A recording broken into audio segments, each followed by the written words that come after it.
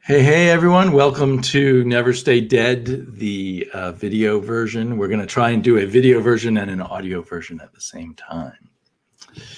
Yes. So I'm going to now do the intro to the audio version. Welcome, everybody, to Never Stay Dead. I am Damien, and I am joined by my good buddy... Hello, Internet. I'm Matthew. Matthew, yes. Otherwise known as Wednesday Serial on YouTube, and often easy to listen to on Untold Tales of Spider-Man. Untold Talks of Spider-Man. So tonight, or in this episode, we are going to talk about 8 issues of the X-Men, or Uncanny X-Men.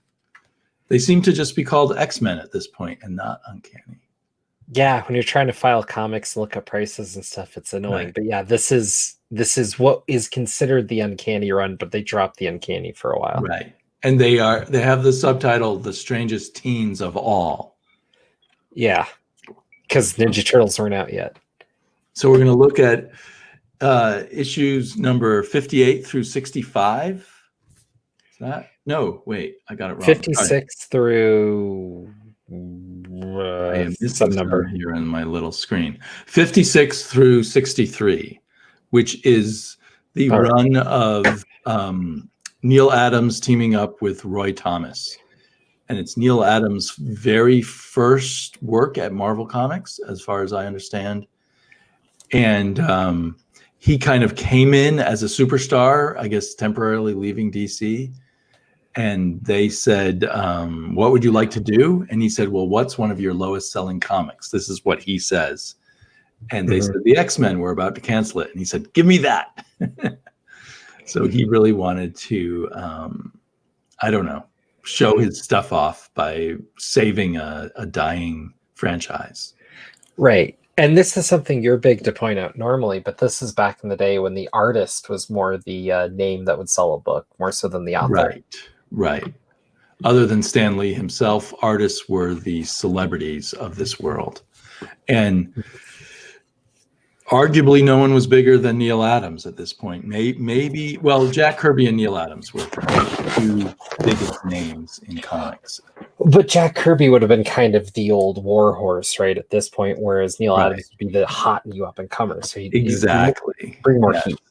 He brought he brought something, everyone was already doing Jack Kirby by 1969, all the other Marvel artists, and he brought something completely different to it.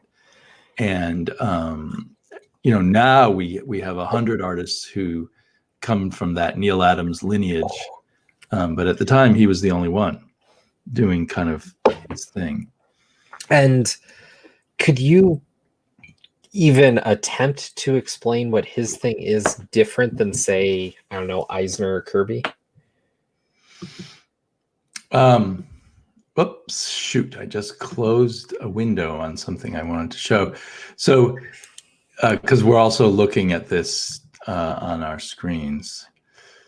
So what he brought, in my opinion, was this new, what looked to comic book readers at the time a realistic style that was very anatomically dynamic and had a lot of flow. And so he took a more realistic human body, so to speak, but put it in extremely dynamic poses, but a different kind of, a more ballet kind of pose, as opposed to what you might see with Jack Kirby, which was more, storm and thunder kind of poses. Does that make any sense? So if I could attempt to put my swerve on that, I think what it is you're right. And I heard Yannick Paquette talk about this once, is like, as an artist, you need to be able to swing from the abstract or cartoony in a comic sense to the photorealistic. And a quality artist has the ability to go either way and then pick a point in between that they feel matches what they're doing and go for it. And Neal Adams has picked a point that is closer to the realism, but isn't fully like photorealistic. But there's a lot more detail in like the musculature, like bones are a bit more shown than necessarily Right. muscle. And I think that goes to kind of with the ballet thing of what you're saying. Like these are fit people, but they're not like mountain men. Right. And there's more detail in the background in this first issue that we're looking at. What is the power? With some loinclothed fool on the front. We get this beautiful background of We're looking at the splash page of his first issue, and I feel like this splash page in particular, with the angel sort of arcing beautifully above this, I don't know, hovering aircraft that the rest of the X-Men are in, and the Egyptian pharaohs off in the background, is almost like Neal Adams throwing down the gauntlet the moment he enters Marvel Comics of, look, I'm upping the stakes. I'm going to really wow you with my art in a way you haven't been wowed before, at least at Marvel Comics.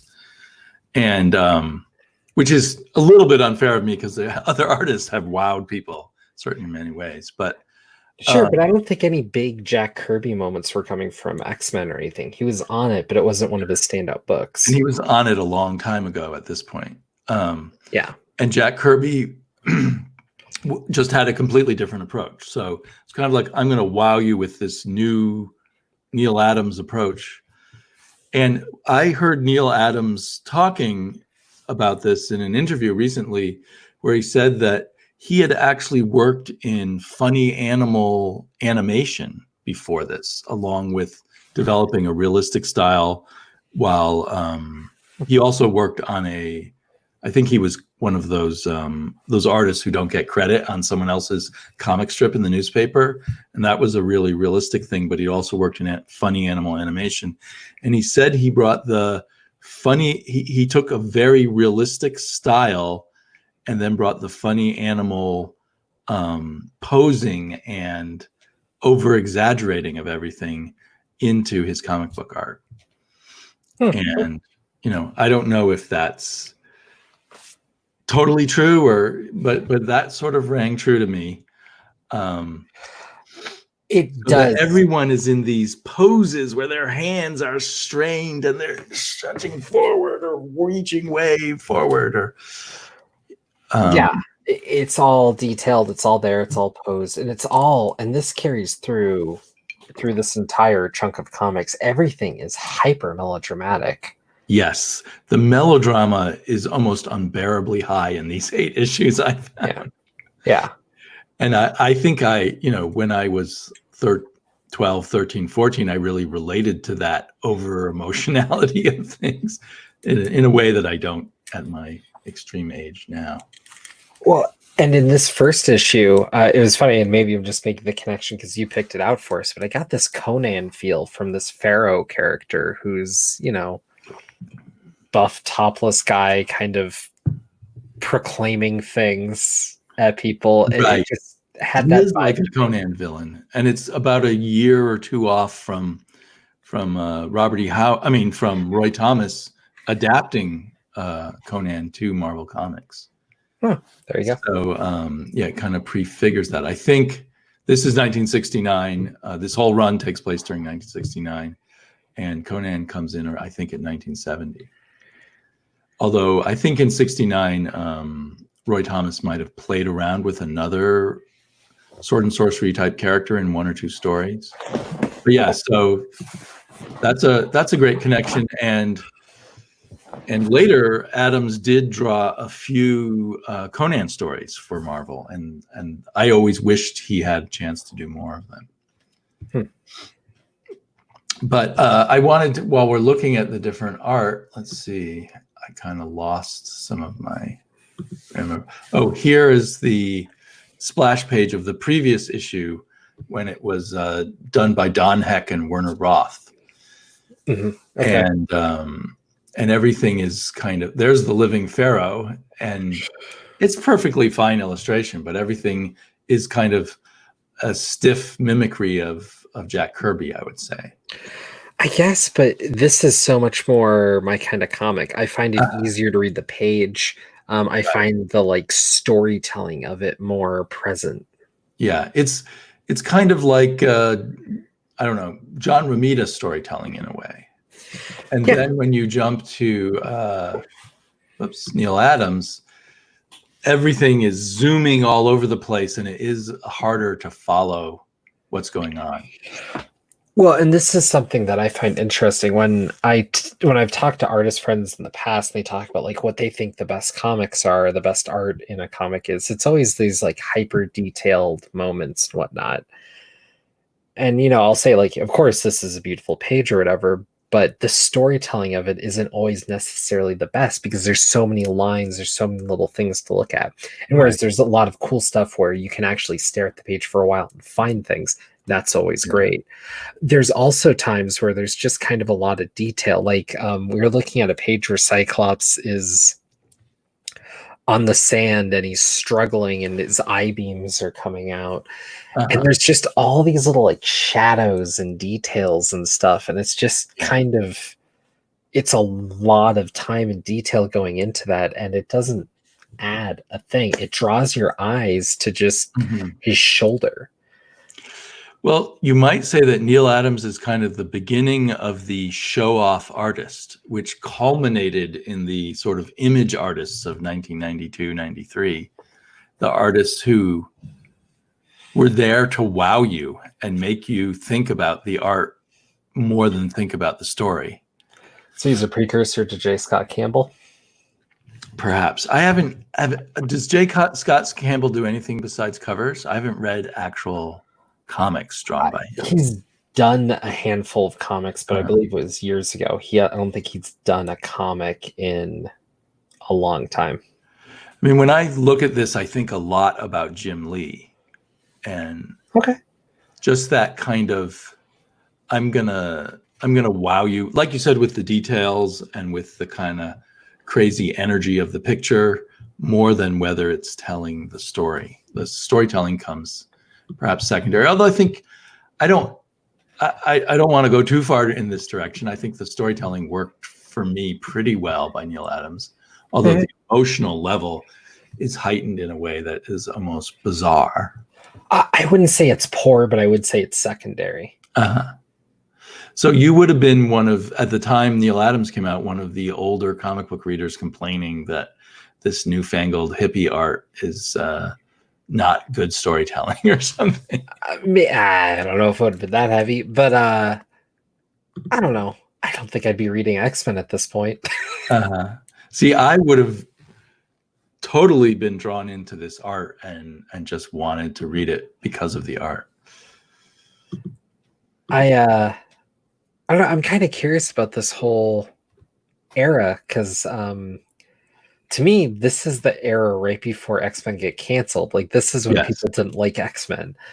So I don't know. Now, there are claims that the sales did go up, but they were so slow in getting their sales reports back then. I think there was at least a 6-month gap between when you put out a comic and when you found out how well it had sold, that by the time they had definitively canceled it and sent all the writers and artists off onto other assignments, and then they found the sales were going up, that Martin Goodman said, well, let's just keep it going as a reprint series and maybe we'll keep some of those readers along. Now, whether that's true or not, but that's what I've read, probably from statements from Neal Adams, I'm guessing, because he loves to give interviews and talk about these things. Sure. So you know, we're looking at now the second issue Adams did, where the Sentinels live and they're reaching out to grab, what's her name, Lorna Dane. And those pictures don't like get you kind of excited about superheroes and the craziness of this world. It's a good page. I mean, these are okay comics and all that. It's weird because this is all pre any X-Men I've ever cared about, and it's weird because it's also a far cry from the first thrust of the X-Men to get to more the original Stan Lee, Jack Kirby X-Men. Yeah. We're still with the 05, but it doesn't feel like the 05, which if you don't know, the 05 is how people refer to the original the original X-Men. 5 members of the X-Men who appeared in the very first issue and continued as the main characters till they were canceled. Yeah. Here we have a bit of a bigger cast, but only by a bit. Right. They've added a Professor few X has been people. killed. They've subtracted. Professor X is dead. Mhm. Although I think he comes back in the very last issue before they cancel it, which is after these ones we're talking about. There were 2 more issues afterwards. Yeah, that's It was canceled with bizarre. issue 65.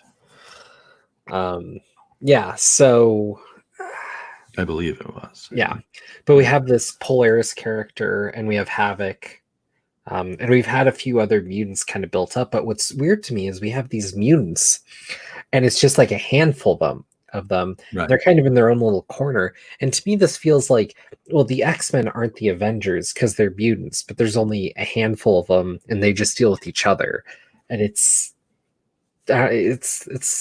weird. Well, there's a bunch of mutant villains that show up that get captured by the Sentinels also. Mhm. So in the ones that we're looking at, the first 3 are first 4 are a Sentinel story. Mhm. And that ends with a twist. There's the son of the original creators of the Sentinels who has rebuilt the Sentinels and sent them after the X-Men, and he's involved a judge. I don't think in real life judges get to lead committees for wiping out mutants. That would more likely be a senator. But anyway, the son has kind of fooled this judge into being on his side, but the judge turns against him eventually. And it turns out the son of the inventor of the Sentinels is, shocking irony, a mutant himself. Yeah, but barely. Right. He can. What's his power? Can he see the future or something? I forget now. I don't even know if it came up. Honestly. I think they explained it briefly. Yeah. But anyway, and then at the end, I forget who was talking to them. Was it Beast or someone else? Talks to the Sentinels and convinces them they need to destroy the cause of mutants in the first place. So mutations come from radiation from the sun. So they fly off into the sun, and that's their demise. Which comes into play even now, right? With the Hox Pox. I mean, I don't know if they're going to be tricking him like that. This was very much a comic book. No, I meant the Sentinels being out near the sun. Oh, yeah, that's true. Yeah. Oh, that's the only connection I was making there. Okay, I'm with you. Yeah, I don't know. It's a bizarre little story, some fun little moments along the way, but it's what's kind of hard about comics in this era too is it's not that there's a lot of words, it's that there's a lot of words and you don't really need to read them. I didn't feel that way. I noticed that there was very little in captions. It was all in dialogue. And That's true. I enjoyed the writing. It was very overheated writing, and it was full of what they must have thought in 1969 was kind of youthfully poetic ways of speaking or something. I'm trying to find examples of that at the moment. I can't. We warned you, offendies. Now Amscray while you still can. I mean, that's not the best example of what I'm trying to find. But Yeah. My crazy confused kid. How do you feel about the costumes in this run? It's weird. I also feel like they were trying to jazz things up by giving everyone their own costume, but a lot of the costume designs are really bad. Yeah. They should have stuck with the original Jack Kirby costume designs. Although I assume Neal Adams designed Havoc's costume, and that's a really cool one. Oh, okay. I thought the costumes were all kind of goofy looking. And Beast looks really weird. Like he's not bestial enough. Yeah, he just kind of looks like acrobat. Acrobat and a full long john. He almost looks like the Brothers Grimm costume minus the skull. And I'm thinking in a way the costumes look more silly because of Neal Adams' seemingly realistic anatomy and everything. Yeah, that's fair. Although I was saying realistic anatomy as I'm looking at this picture of the beast falling out of the window, and I don't think anyone would ever actually be in that position, but Well, and he's it's supposed part to. of the cartooniness of it. The Well, realism. Beast is supposed to be in weird positions, right? Like that's part of his deal. He's. That's true. That's true. Yeah. So. And then the next plot, or do you have specific thoughts that were raised in your head by the Sentinels plot? Does it? I mean, I always found the Sentinels a very exciting villain in my youth, and now they've been played over and over again. But this is probably the first when I read one or two of these issues as a kid. Probably my first Sentinels. They're kind of a different thing at this point. I've read Sentinels so many different ways that this just feels like Sentinel classic, I guess. So makes sense. These are the first Sentinels that move up beyond their own programming. Yeah. Which at first is said by their recreator, the son, who turns out to be a mutant, who they then turn against, as a great thing that they can think for themselves and invent their own machines without the humans inventing them for them. Yeah, step closer to the singularity. There we go. And then there was I think a 2-issue thing where they introduced Sauron, who is a very odd character, who I guess he's kind of like a vampire and kind of a pterodactyl. Yeah, they're trying to make him like a mutant vampire, right? Like they're taking the motif but making it different for this universe. And it's Sorry? I think it's a fun idea, but again, I've seen Soren played so many different ways that coming back to this just felt kind of, I don't know. I've seen it done better. Well, this was the first time it was done. But it's I thought this was the weakest of the 3 storylines here. Sauron is, he's just all over the place, and his power to absorb human energy just seems to come out of nowhere because he was attacked by pterodactyls early on in the story, I guess. Yeah. But it's visually very cool, and I don't know if you're familiar with Man-Bat in Batman. Yes, there's a Man-Bat character in Spider-Man at one point too. And Man-Bat started in Batman, written by Neal, or drawn by Neal Adams, probably a year or two before this. And it feels almost like they were trying to redo the Man-Bat story, but make him more vampiric, but not a bat. Interesting.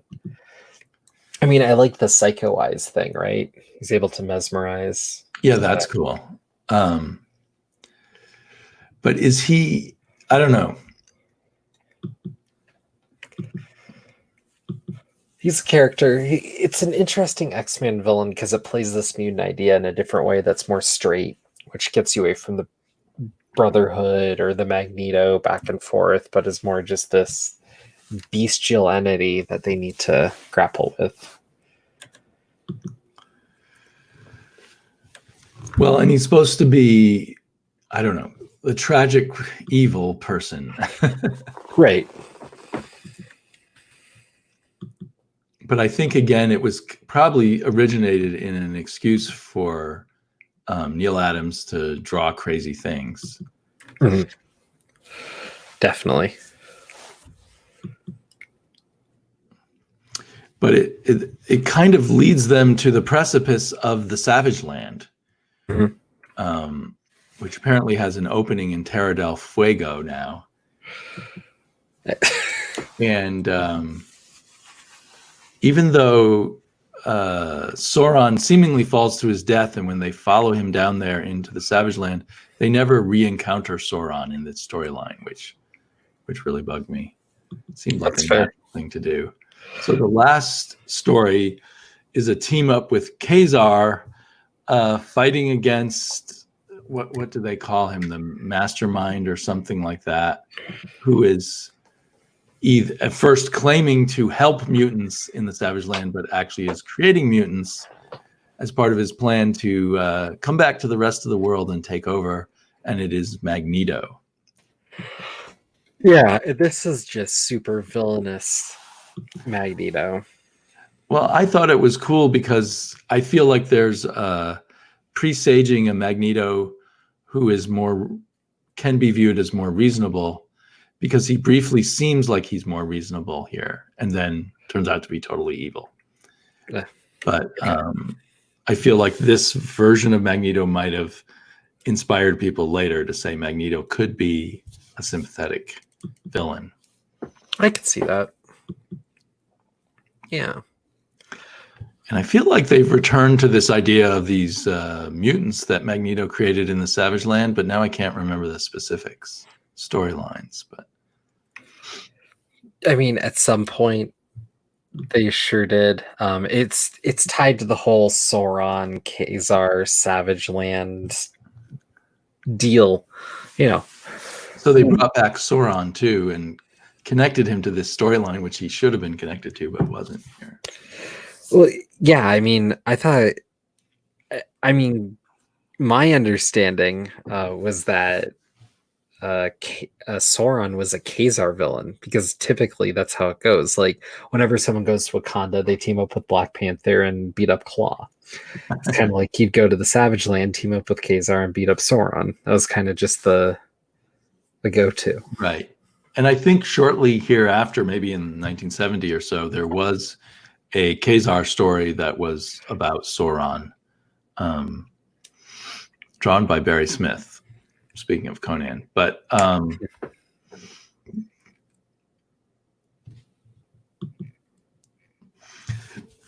guess one thing that I'm getting a pretty clear feeling that you do not like these stories and you do not like this art. One thing I like about it is it goes from one sort of wild, bizarre scenario to another. And the bizarreness and the wildness seems much greater when drawn by Neal Adams than when drawn by Don Heck and Werner Roth. And it allows, or maybe allowed, Roy Thomas to sort of unleash a level of kind of crazy wackiness that you wouldn't have seen when he was working with different artists. I could see that. Yeah. I mean, I don't know. These didn't particularly grab me. This just feels like this just feels like when X-Men was a fuddy-duddy superhero thing. I see it as wild and exciting, and you see it as fuddy-duddy.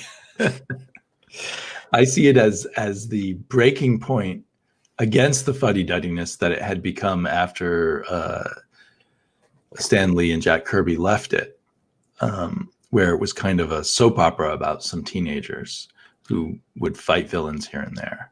Well, and that's all I'm saying. Really? There's much less soap opera here and much more just sort of over the top. Right. It is less reliant on they're not in school. They're not doing the teenage things. That's good. And there's not a whole lot of so-and-so has a girlfriend, so-and-so has a boyfriend. There's just little passing remarks about Iceman and Polaris. And then Havoc and Polaris, which gets started here. Oh, yeah, that's true. Yeah, I mean, I see what you're saying. Just in my mind, like, if it's pre-Claremont, it's kind of like before people cared about X-Men anyways. So how much of the pre-cancellation X-Men have you read? X-Men? A few of the original issues here or there, especially if it's like a Spider-Man team-up issue, but that's about it. Huh. I haven't read most of it, mostly because a lot of what I read here I wasn't a big fan of, so I never really delved into it. So this was probably the most of it that I've read as a chunk, was doing this. See, I feel like all of this stuff has the seeds of all the stuff Claremont did. Mm-hmm. I mean, the entire run. I mean, a lot of stuff Kirby and Lee set up, and the sort of wild sci-fi stretches that Claremont would go off in all kinds of directions. I feel like he extrapolated from this kind of stuff. See, I don't see anything like the Brood in here, right? Or the Shi'ar, or the whole Phoenix idea. I just the like blend of the characters to the plot in and out, and using that to kind of build on each other. It's, I don't know. It's there. These are interesting comics. I don't want to like come down on these. Like when we were talking Batman back when, right? These don't inspire that kind of like need for negativity. These are just. Oh, you mean when we're talking about Tom King Batman? Yeah, like there's some fun stuff in here, and you're right. Like there's some cool stuff with the Neal Adams art. And I mean, there's a lot of kind of cool, good stuff. It just didn't spark much for me. I mean, I didn't mind going through it. It was fun. It was interesting, kind of like go through a bit of comic book history, and enjoy that. But it just didn't. I don't know. It just didn't spark for me. See, I think Claremont made much more sophisticated the soap opera that was already in the very early X-Men, and then took the wild sort of sci-fi ride that this is beginning to hint at under Neal Adams, and just refined it and, improved it in a million different ways. But well, I think a big problem here is that the characters are almost completely defined by their powers. So like, really, what's the difference between, say, like Cyclops and Angel here, or Bobby as Iceman? They all seem very kind of like the stoic, flat-jawed hero type, charging in. And then you have Havoc, who's kind of the more tortured soul, but yea, verily.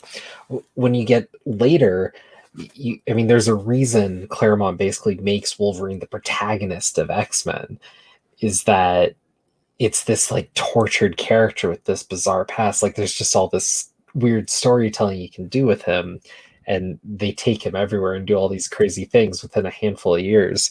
And then you play that off the straight man of Scott, and then you have younger characters and older characters, and you just have all these kind of personality facets. And very quickly, X-Men it becomes the most robust and diverse cast throughout comics. So whenever people ask, who's your favorite gay character, your favorite black character, your favorite female character, there's always an X-Man from that run in there. Well, no doubt Claremont definitely did all of that. And he took, what was before very simple characters who kind of repeated the same things over and over again, and gave them life and made them change and have their relationships move on. I just see these issues towards the end of this X-Men run as something of a foreshadowing of not that particular aspect, but of an attempt to make the X-Men move on. There is a sense of rapidly introducing a lot of new characters here, from the characters that appear in the Sentinel to Sauron and his girlfriend, and I don't know. It's not nothing compared to the giant cast that eventually evolves. But Claremont didn't start with a giant cast. He had to develop that. Well, Claremont did a weird thing where he was kind of handed the cast after giant size. Right. And then he kind of whittled it down to what he wanted of those, and then he built it back up. And I think, couldn't swear, but I would think if you looked at the first 5 or 6 issues by Claremont, the cast is not that big. It takes quite a while before you get this vast cast. Well, and yeah, a lot of it's built during what we now call the Dark Phoenix saga. I guess it was called that then. I don't know what I said now. Where you get Kitty Pryde, and you get the Hellfire Club being an entity and dealing with all this and kind of putting Jean back in a way. That's a big breaking point. But Here with these comics, I think you're right. I mean, I think you can kind of see the builds towards something else. There's two other things I really noticed was that Angel's a lot more prominent in these comics. He's very prominent. Yeah. I think that I have to imagine part of that is because it seems like Neal Adams enjoys drawing him. I think that's a big part of it. Yeah. There's something to the wings that's just, he draws a good Angel. And a lot more so in this last issue when the costume is Angel's costume with a little like halo on the blue and white versus the weird suspendered monstrosity thing through most of this. I think there's 3 different costumes of Angel in here, but okay. But 2 of them have suspenders. Yeah. To Hawkman. It's not. Most notable to me was that quote Marvel girl Jean Grey had no personality and her powers constantly ran out, and they didn't use her powers very creatively in a lot of situations where it would have been nice to use her powers. I'm not sure if she's even telepathic at this point, I suppose. I've been going through a chunk of X-Men things recently, and I've kind of just come to the conclusion that I don't like Jean Grey. I don't think she's ever a good character, except for maybe an X-Men Red. Well, the thing that makes her interesting, I guess, is there's a naughty person inside of her. You know, in that build up to the Dark Phoenix when she's having all these delusions of being kind of a kinky woman in the past. Yeah, and by today's standards, kinky woman means like she even wants sex. Like it just. Well, but she maybe wants some rather sex with the wrong people and wearing kinky clothes and stuff. But she literally had no personality here. She was just someone. Well, earlier on, she was someone that I think 3 or 4 members of the group were secretly in love with. Oh, they all Professor wanted to date her. Yeah, everybody wanted Jean because she was the female, as Stan Lee would write in his comics. So from that point of view, things were Roy Thomas was growing things up a little bit, bringing things from junior high school to high school or something where there was other girls like Polaris and different boys went off with different girls and people formed couples and then other people fell in love and I don't know. Well, compared to Stan Lee's stuff and where this was, like, this is past school. Like, they've all graduated. They're all out being superheroes. Like, they're all part of, like, this Marvel pantheon. They're just in their weird little corner. They're still being billed as teens on the cover. I don't know. Right. I think they're supposed... I mean, the whole idea by 1969 was that Marvel at least hoped that their main audience was now college age, which probably was not true, but... there were college-age readers of Marvel Comics. But I think the main audience was still the, 12 to 15-year-olds. I mean, I don't know. They just feel older, generally, than being stuck in that weird little school with Xavier, and I think part of the idea of killing Xavier was to just move on. Let them be on their own. Let them make their mistakes without the parent scolding them, basically. See, there's a different Angel outfit there. Yeah. And then there's that one there. He might even have 4 different outfits in this comic. Yeah. Yeah, man. I think it's interesting. Another thing that kind of like detracted for me though was all these issues just bleed into each other. There's never kind of a resolution. Right. There's no total resolution, no total resting point. And it made these kind of exhausting to read. It's like, okay, now we're here. Okay, now we're here. Okay, now we're here. It's like, okay, we went from Sentinels to the Sentinels master, like flipping out to all of a sudden we're dealing with Soren to all of a sudden we're dealing with Magneto. And it's like, wait, what happened to Soren? Yeah. It bled together in a weird way, and it just made it harder to parse. Well, after reading a few issues, I forced myself to just read 1 issue a day, and it really helped a lot. Yeah. And I think a lot of the momentum of cliffhangeriness is just to get you to remember to buy it next month Mhm. because you would have to go search for it. There was no pull lists or what have you. And this was still in an era of comics where you purely wanted the illusion of change without any real change. But this seems like to me, it feels like it's grasping towards hoping for some things to be a little different. Like we almost got a hint that Magneto may not be what we always think he is, but then he went back to being just the purely evil mutant guy. Right. Who wants to rule the world, really. He may talk about mutant rights, but all he really wants to do is rule the world. Well, so that's a big difference between, I mean, I love the Chris Claremont X-Men run, but I still get a lot out of the early X-Men.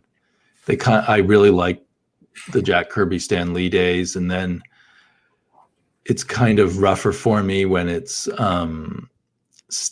Stan Drake as the writer and Werner Roth as the artist. It's hard. It's rough going there, although it still has some good bits. And then when Roy Thomas came back to it, and then he got Neal Adams, to me, there's a lot of excitement and energy to it. And there's a lot of sense. I feel like this says, no, this was not a loser comic, but actually an exciting, interesting comic to play with. And that it did highlight the outsideriness, emotional difficulty of being the mutants, and made the metaphor of it more interesting. Although, as you say, it's a world where there's actually maybe 12 mutants total that we know of. And that was really highlighted when we kind of go through the Rolodex with the Sentinels, where they're like, oh, we put away this mutant, oh, we put away this mutant. They're talking about Blob and Unis and right. And it's like it just doesn't feel big enough for what the X-Men is supposed to represent. True. And that I suppose is a limitation of the way comic books were done in the Silver Age, where the worlds was much smaller. Well, but even like Bronze Age, the world sort of started becoming bigger. I don't think that's fair. I mean, if you look at like the Fantastic Four, like they helped build half the Marvel universe, and they did a lot of it like issue after issue after issue, and it felt so expansive and amazing. Or if you look at the Avengers around this time, I mean, how far off are we from like the Kree Skull War or something? Oh, the Kree Skrull War was done right after this by the same writer-artist team. Right. So the fact that this feels so limited, I think, is a hindrance that I think you can level against it based on the contemporary comics of the time. It just, I put it as a hit against it. Well, I feel like when I would read some of those X-Men that came before, it's almost like it all took place in one house. X-Men mansion, and this feels like it's gone off to Egypt and to I know they've gone to the Khazar's Savage Land before, but it feels pretty expansive to me. It's trying to reach out. Well, they're globe-trotting, but like the idea that there's only like 12 mutants is more what I'm getting at, right? Like, well, I guess I just give that to them.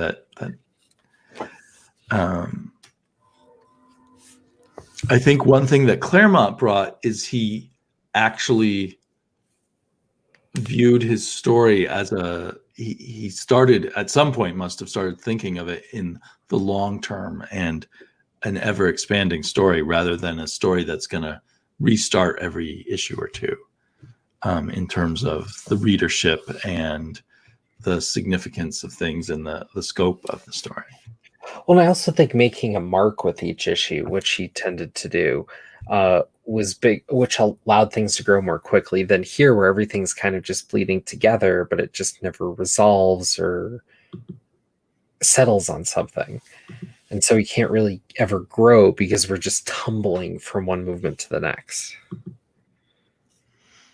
Yeah, I mean, I think the tumbling has some good parts to it too, but It definitely, I mean, I've definitely read comics where that's a cool thing, right? Like you run through and it just never stops. Hey, 52. Who's that? What? Hey, 52. You were looking at one with Eric the Red. I was trying to go back to issues not drawn by Neal Adams.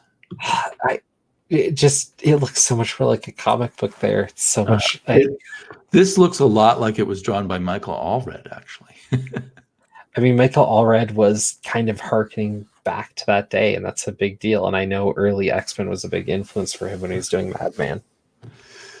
And this is still kind of part of, I think it's still part of the X-Men are more grown up and taking care of themselves, but just the way it's drawn, the world just doesn't seem as expansive and meaningful to me as it does when Neal Adams was drawing it. That's fair. It's a different feel. It's a different vibe. Further, this thing is. But I mean, how does Neal Adams' X-Men compare to you for Jim Lee's X-Men? I didn't read very much of Jim Lee's X-Men. That's right. I dropped off of the X-Men. I didn't like his art.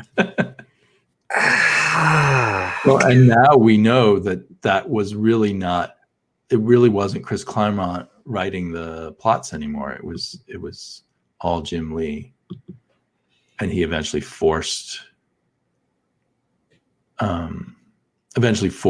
Chris Claremont out. He said it's either me or him. So at first or maybe Chris Claremont said that actually. That would explain why Chris Claremont was only on like 3 issues when they rebooted X-Men and then left, which is right. Weird. Eventually, Jim Lee said, I want to have complete control of the plot, and let's not even talk with Chris Claremont till he does this. He can write the dialogue afterwards. And Chris Claremont got so mad about that, he eventually said, it's either Jim Lee or me. And they said, okay, it's Jim Lee. Bye. And then who'd they bring back eventually? When did they bring him back? Chris Claremont? Yeah. They brought him back. Actually, X-Men Forever or on the real X-Men? Oh, on the real X-Men, around the 500s. See, I didn't know that because I pretty much didn't read any X-Men until later when I came back to comics because of the New 52. But okay.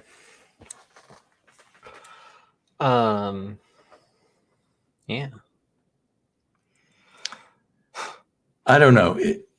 Anyway, so I thought you'd find more to be interested about this, and I was wrong. So great podcast. I mean, I don't want to better stuff. I just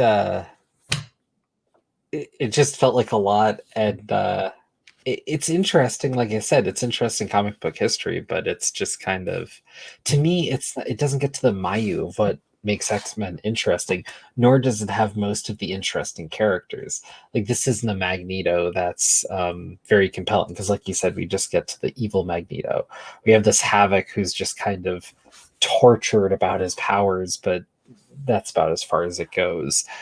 Cyclops is just kind of pushing his team from one thing to the next. Marvel Girl's kind of a dud. Iceman is there. And then Angel did actually have some interesting moments in here, which was interesting, though unexpected. Yeah. And you get to see some early Polaris, so there's that. Yeah. And the costumes are bonkers.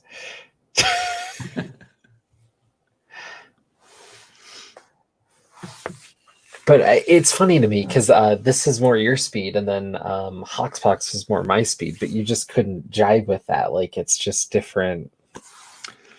Well, and I don't really compare this to Hoxpox. Hoxpox is like a million miles away from this, and so many more layers and stuff. Although I think you could argue Hoxpox has very, and I haven't read what came after Hoxpox, but it had very little actual characterization in it, except for a bit of Moira.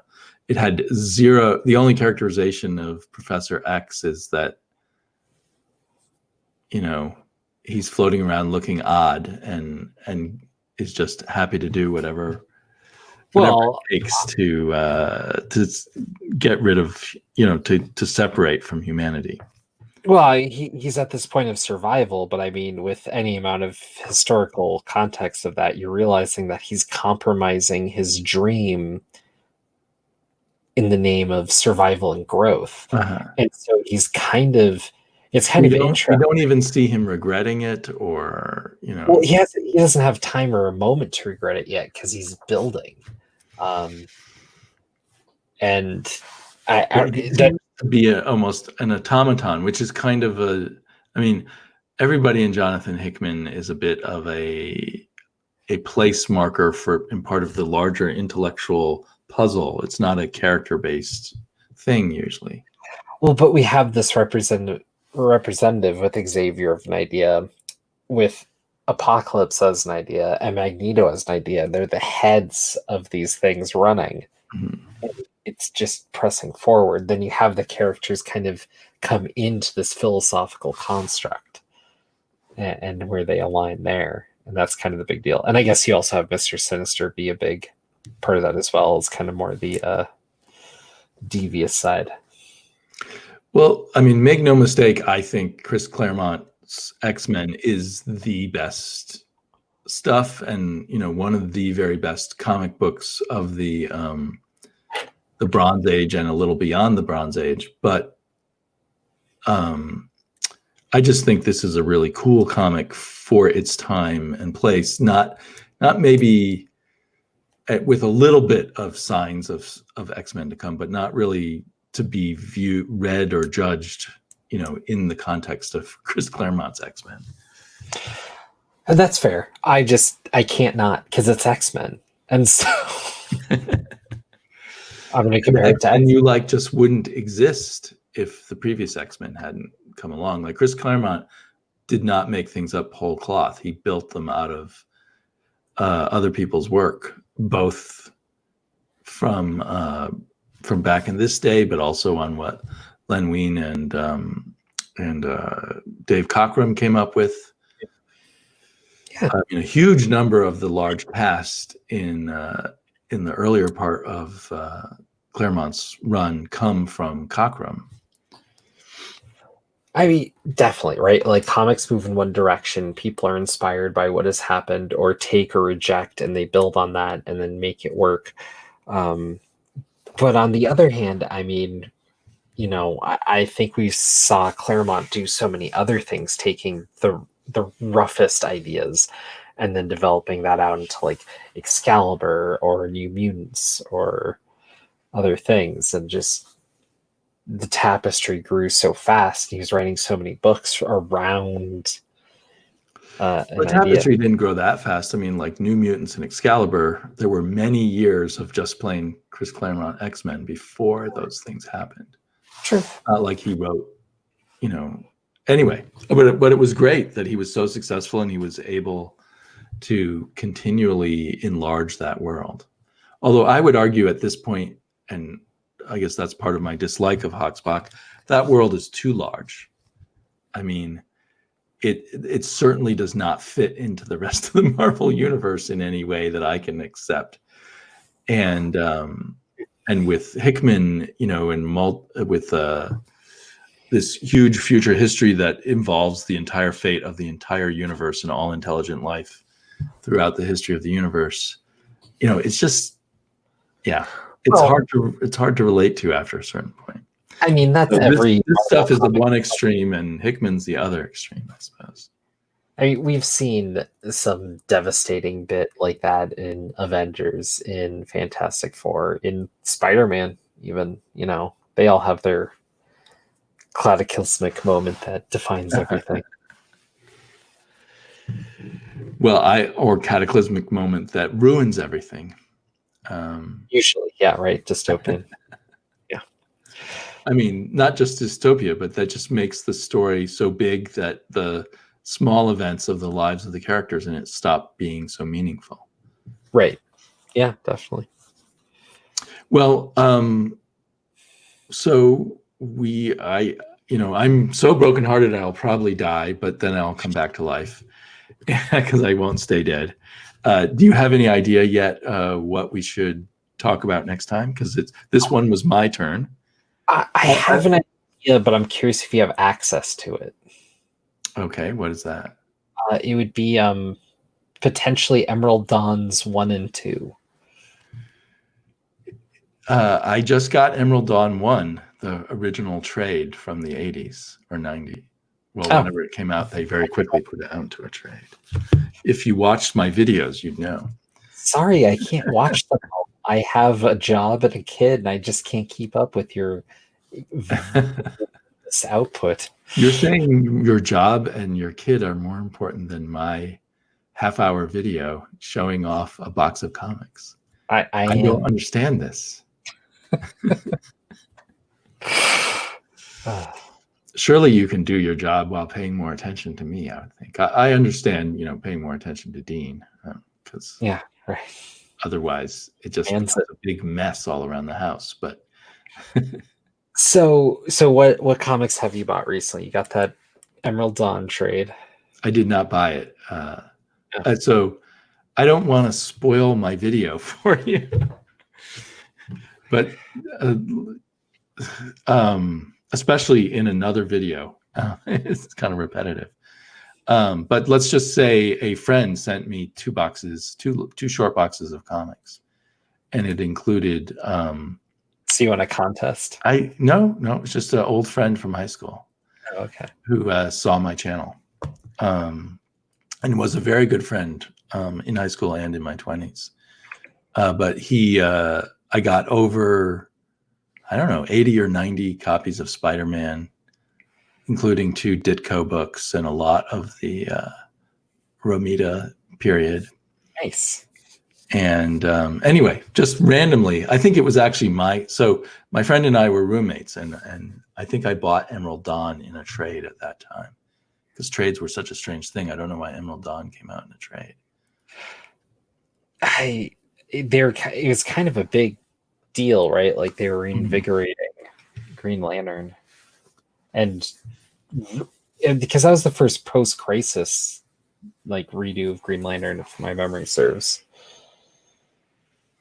The only weird thing about Emerald Dawn is one of the writers on it is now in jail for pedophilia. Jones? Jared Jones, yeah. But anyway, we can still read it. Yeah. Oh well. Man, Green Lantern doesn't have seems to bring some troublesome talent. Okay, so next time we will do some Green Lantern, I guess. Which is your current obsession. It is. So much better than the X-Men, I'm sure. I've been liking it. Okay, well, that is probably the end of our podcast. If you want, we could go live, start up again and go actually live, or we could just keep chatting. We can do that. That's fine. If we keep chatting with it, unless I end the broadcast, it'll still be showing on YouTube eventually. Do you want me to stop this recording and then we can go live? Oh yeah, let's stop the Audacity recordings. Okay. Boop. But this is still recording to YouTube, but privately. Okay. But if we want to talk with people chatting at us at the same time, possibly if anyone's awake. Okay.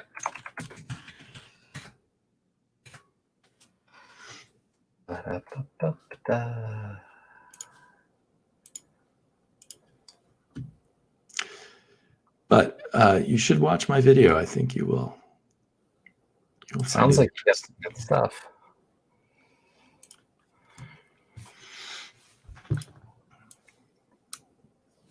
Okay, I'm going to end this broadcast.